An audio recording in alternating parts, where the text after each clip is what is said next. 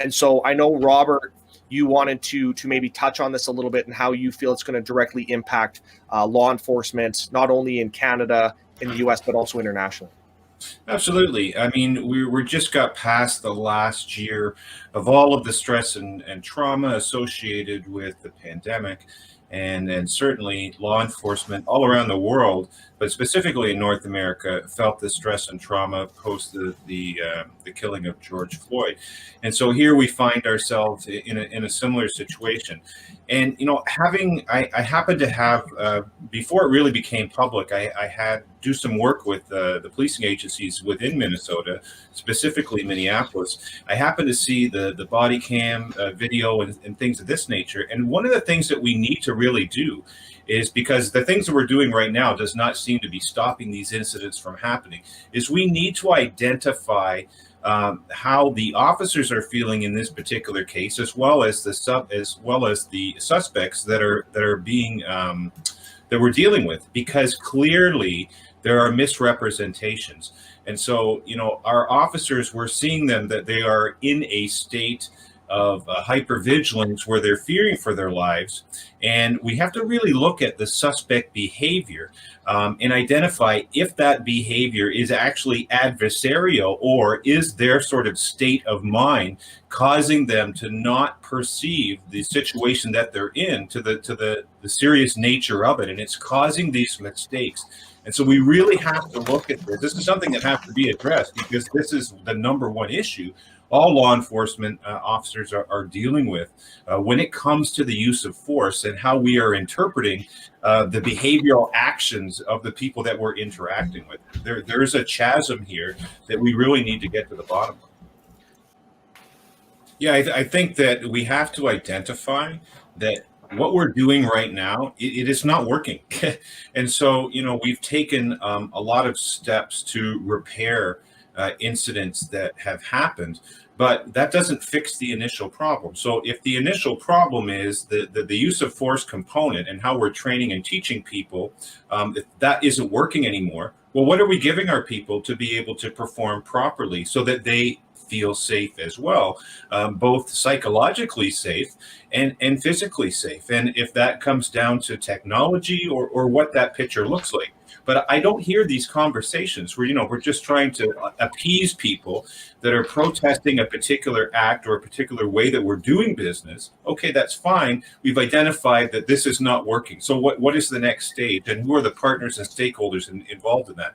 I'm assuming it's likely going to look like some sort of technological thing, but we look at what happened with the accidental discharge of a firearm when a person was trying to use a taser. So these are very, very important components, because what is going to happen is you're going to get a lot of current police officers that are going to leave the profession. You're going to have a lot of possible people that wanted to enter the profession that are not. And that's going to affect the level of quality of people that are involved in law enforcement.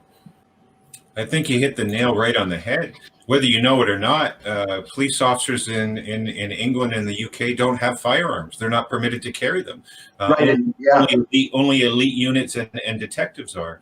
And so the skill set that these officers have to have, both in a de-escalation and negotiating behavior with people, as well as basic physical survivor skills, I would say are at a much higher level than North American police officers are, because we've become dependent on sort of going to that sort of the threat, or at least the threat of deadly force.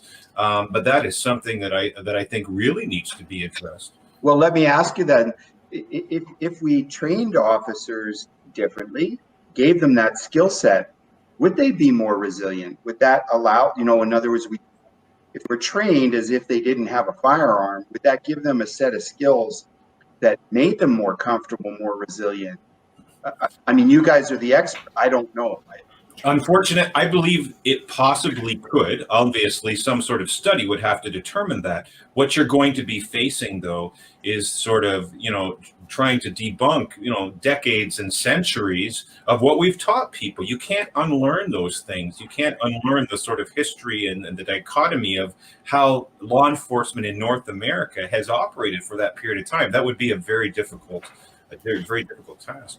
One of the opponents that I'm hearing about what happened in Minneapolis is, well, why are we stopping people for traffic, and why are we taking those actions for people that are running away from the police? I think that, okay, if that's the way it is, then you know what? You need to make the legal penalty for not cooperating with the police or for fleeing with the police so severe that it's going to be effective. I think that is a great idea. But that's not the way that the law is right now. And so people know that if they've got a chance of getting away, they're going to roll the dice and try to get away. Absolutely. And the other thing that's really important when it comes to the subject of what we're talking on is educating members of the general public. In 14 years in law enforcement, I did not have a magic wand to approach a potential suspect and wave that and say this person is a good person or a bad person. I'm going to make that determination based on what I observe with my eyes and the interaction that's going to happen when we engage these people. And those are the only real things that officers are going to base their decision on, how that threat level is going to get higher and higher and higher. And so when you see people, to which at many times officers don't have that intelligence as far as the information of who this person is and what it is that they're doing, and people are not cooperative with the police, then that's a red flag for them. And these are the only things that they have to base what their threat level is at the time. But the general public doesn't seem to understand that. I think that education and awareness, both what everybody's basically touched on, is the fact that from an intake at an academy level, officers have to be taught you're human beings. And at some point, every person has a limited capacity on how much stress and trauma that they can take at one particular time. When they reach that point, the check engine light of their body is going to come on. So we need to educate people that they are human beings, that they do have limitations. The second thing is that we need to teach these people to identify when this happens to you. And we all talk about in case of emergency break glass, we see it in fire systems, and then behind there's an alarm or a fire extinguisher. Everyone needs to have that in case of emergency break glass, and ahead of time, what is under the glass for you? Is under the glass for you going to a professional mental health person, or is it engaging in an activity, or is it in talking to a chaplain, or going to your own sort of faith or place of worship? You have to identify these things prior to when you reach that level of fullness in your ability to process stress and trauma, so that you have a game plan for when it happens. Because in law enforcement and emergency services, it's going to happen. So if we teach people that they are human beings and that you will reach your limits, and when that happens, have a plan on how you're going to be able to deal with that ahead of time.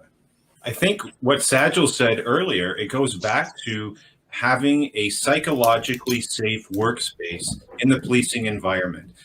Conceptually, that seems great, but most police environments are run with sort of a military-like hierarchy. So it's bridging that gap between them.